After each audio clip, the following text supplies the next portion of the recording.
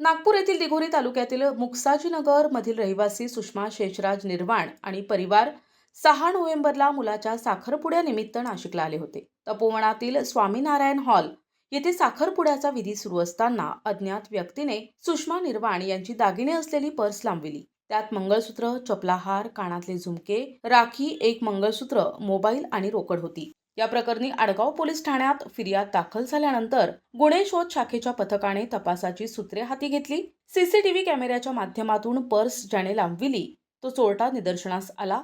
त्यानुसार पथकाने तपास सुरू केला असता संशयित मध्य प्रदेशातील रहिवासी असल्याचं स्पष्ट झाले. तेव्हा वरिष्ठ पोलीस निरीक्षक उमेश पाटील यांच्या मार्गदर्शनाखाली सहाय्यक पोलीस निरीक्षक सतीश जगदाळे, हवालदार वाघ, शेख भुजबळ, शिपाई लिलके यांचे पथक मध्य प्रदेशात रवाना झाले. स्थानिक पोलीस बोडा यांच्या मदतीने पथकाने आरोपीच्या नातेवाईकांना विश्वासात घेऊन चोरीला गेलेले दागिने हस्तगत केले. मात्र संशयित मिळून आला नाही.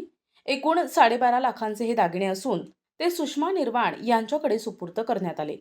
याबद्दल निर्वाण परिवाराने नाशिक पोलिसांचे आभार मानले. माझ्या मुलाचं लग्न होतं 7 नोव्हेंबरचं. तर आम्ही नागपूरवरून 5 तारखेला निघालो रात्रीला आणि सकाळी 7:30ला नाशिकला पोहोचलो. नाशिकवरून रेल्वे स्टेशनवरून आम्ही स्वामीनारायण व्यंकटेश हॉल, पंचवटी रोड, नाशिक येथे आम्ही बाय सिटी बसने पोहोचल्यानंतर आम्ही फ्रेश वगैरे झालो, नाश्ता वगैरे केला. त्याच्यानंतर माझ्या मुलाच्या म्हणजे साखरपुड्याचा एक कार्यक्रम होता.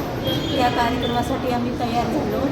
तेव्हा नवऱ्या मुलीला द्यायचे सगळे दागिने म्हणजे माझ्या पर्समध्ये होते आणि ती पर्स मी 1 मिनिटासाठी म्हणजे सोबतच होती माझ्या, पण 1 मिनिटासाठी मी दुसऱ्याकडे दिली आणि तेवढ्यातच कोणीतरी चोरट्याने येऊन माझी ती पर्स लंपास केली. पण Nashik police station, Adgaon police station यांनी खूप महत्त्वाची कामगिरी केलेली आहे आणि माझे सर्व दागिने मला 15 दिवसातच काढून परत आणून दिलेले आहे. तर नाशिक आडगाव पोलीस स्टेशन यांचा खूप खूप धन्यवाद.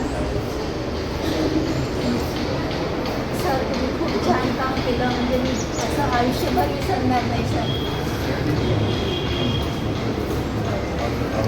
मध्य प्रदेशमधले आरोपी आहेत ते MP मधले, त्यांना म्हणजे सरांनी 3-4 दिवसात तिथे मुक्काम करून सगळं शोध केलेलं आहे आणि ते सर्व दागिने परत आणून दिलेले आहेत. तर आयुक्त संदीप कर्णिक यांनीही तपास पथकाचे अभिनंदन केले आहे. प्रतिनिधी गुड्डू शेख, दिशा न्यूज, नाशिक.